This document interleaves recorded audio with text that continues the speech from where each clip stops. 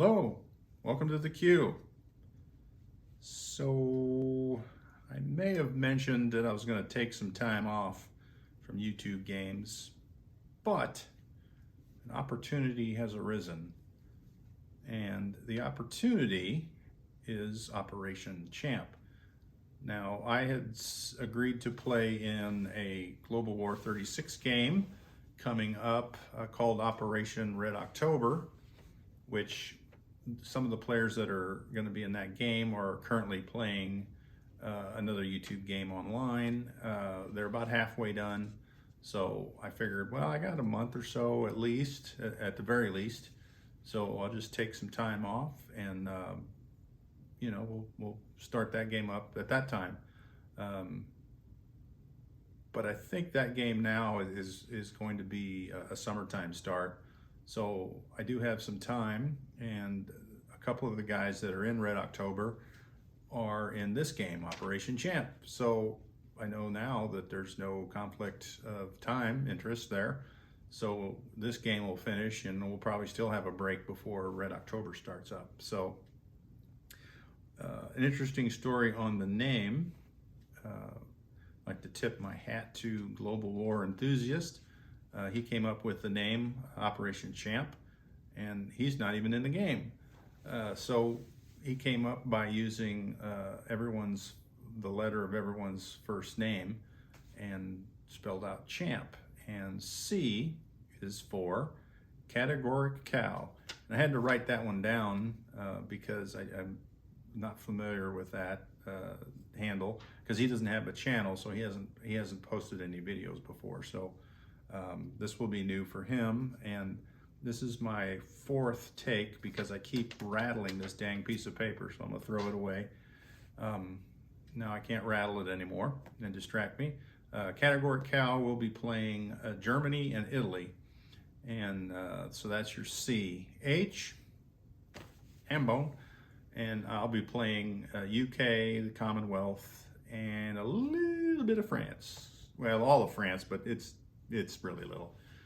Actually, it's more than a BBR game, but not a ton goes on with France. They can maybe eventually get the Free France get back in the game, but I digress. So we are at A for A gaming, or A board gaming bro, and I never realized there was an A there, but when you look at his channel, it's A board gaming bro. He will be playing the Comintern. M for Madman Dan, he will be playing Japan. And then P for Panzer J, who will be playing US and China. So that's your lineup for Operation Champ. Category Cal, like I mentioned, doesn't have a channel of his own, so he will be sharing Board Gaming Bros channel as well as his table. So all of his videos will be shot on Board Gaming Bros table and then posted to Board Gaming Bros channel. So I'll do a playlist as usual, and so you can pull up everyone's turn there. If there's someone on there that you are not currently subscribed to, please hit subscribe, and then you can pull up or set notifications to get them directly from there as well. I believe Madman Dan is also doing a playlist. He mentioned that in the chat. So you can go either one of those places to get a listing of all the turns or all the videos of all the turns. So I've got some expansions. I'll show you what we're going to do there. Also look at some of the colors and chips that I'm using currently on my table. Just as a refresher, I did a preview of that in Skyhook, but that was a while ago, so nothing's changed, but we'll go over it again. And then as a last thing, barbecue has made it to the queue, and my eldest son picked that up at a antique store, as a Christmas present. So barbecue is always welcome at the queue. The three expansions that we'll be using, Canada at War, and I've only played with that one time, and that was in Operation Skyhook, and I was on the German side of this expansion set, so It was pretty exciting to me because, you know, anytime you can give me 2 free subs, I'm in hog heaven there. So, but it was fun. The other is Latin America at War, and I've not used that in a YouTube game, but here, you know, at the Q, we've used this 5 or 6 times in games, you know, in-house. So familiar with that. Really like the random events part of this expansion.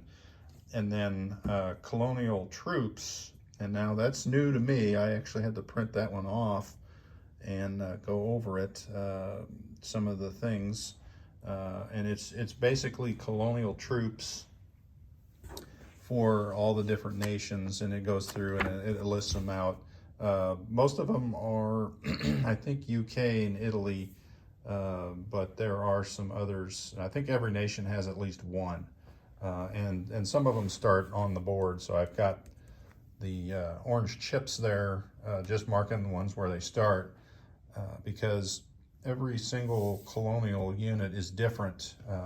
There are some that are similar, but I mean, they all have different attributes, different attacks, different defenses, different things that happen. So I've ordered the roundel set from HBG, and it'll be here, you know, probably Tuesday of next week. So I haven't decided yet if I'm going to just set, you know, a guy on there and move it around and you can look at it. That's probably the best, but I really don't like moving the 2, like this SNL-F chip that I got for Japan, because they have Marines, and then the Special Forces, you know, Marines, or Special Landing Force Marines. So I went ahead and glued some of those to that so that it's easy to move, but I haven't decided yet on what I'm going to do with the Colonial Troops. So as far as the chips go, when you're looking at the table here, the standard gray and green is pretty much with in line with Axis and Allies, you know, as 1 unit is gray, and then the green is 3. And then typically you've got that 5 as a red, but you know, I don't get a lot of instances where I need 5s in this game, so to speak, and then you could always just stack 3s. So I've got my units color coordinated, yellow for paratrooper, or no, yellow for militia, white for paratroopers, the blue for Marines. The FEC is the only one that uses this red for the Gurkhas, and then black for mountains. So the color coordinated chips will go just under there, so that would be 1 militia plus a chip, so that'd be 2 militia. So each chip is just worth 1.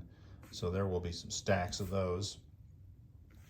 And same goes for the ships. All the light ships have the yellow tips, and then we can use yellow chips for any ship, you know, like a coastal sub or a light cruiser, you know, light carrier, anything that is a light. And then I'll use the orange for the heavy. I don't have any specific colors for heavy. I mean, I've got the purple on there for the battle cruiser. There's only a couple of those in the game. But like if this was a heavy battleship, we'll just place that orange chip under there to signify that it's heavy. So there's not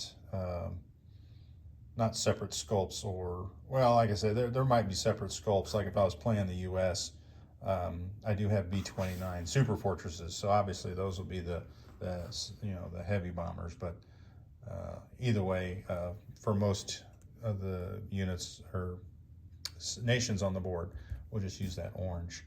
And then, of course, the other thing here, General Hand Grenade has created in his last, the YouTube game they're playing in Crimson Tide, and I think he calls it a caddy.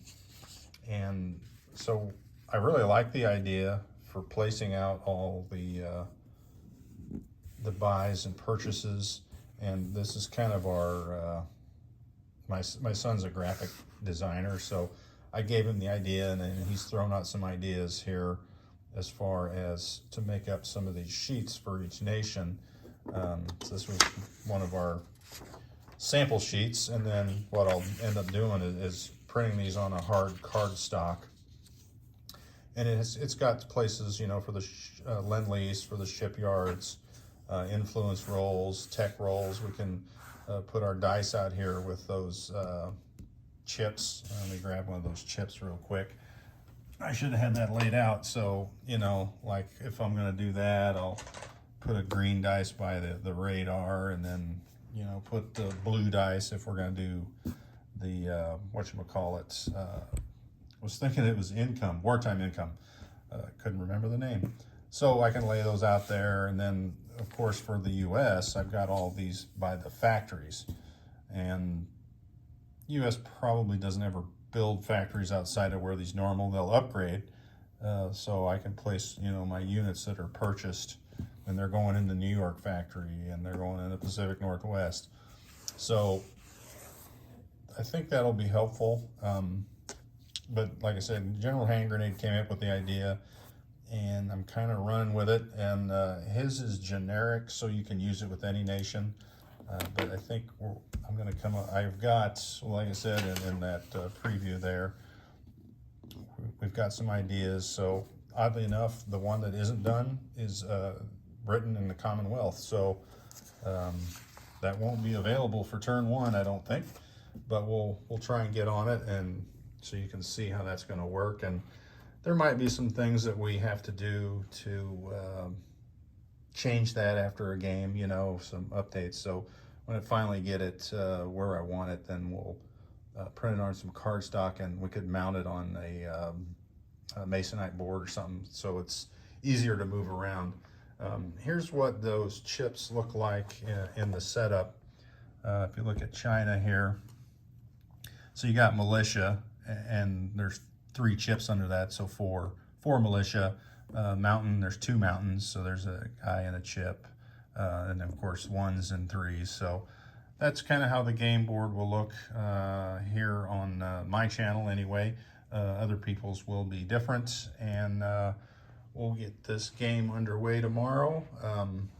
Look for Board Gaming Bros channel, category Cal, we'll do Germany. And one last thing I might mention, we did a unique, what you call a draft, and I think it was a draft from a fantasy program or something, but we all rolled dice to see what our draft order was going to be, and I had rolled, I think, a 2, so I was dead last, so I got the least amount of chances in the draft to be, you know, and the program will randomly pick our draft order, which I forget how many times, I think it was 1,000. It ran 1,000 drafts, and then the average of the best would get the first pick, and then, you know, the second pick. And 2 interesting things. Mine, I rolled a 2, so I was dead last.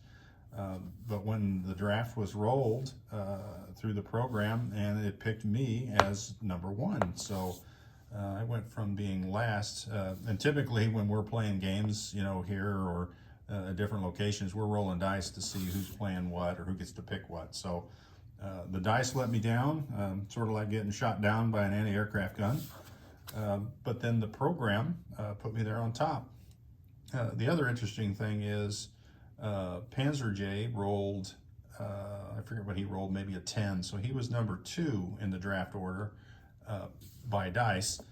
But when the program rolled out, he came out at number 2 as well. So he was even up. So the dice did him right, did me wrong. But either way, that's it was kind of interesting.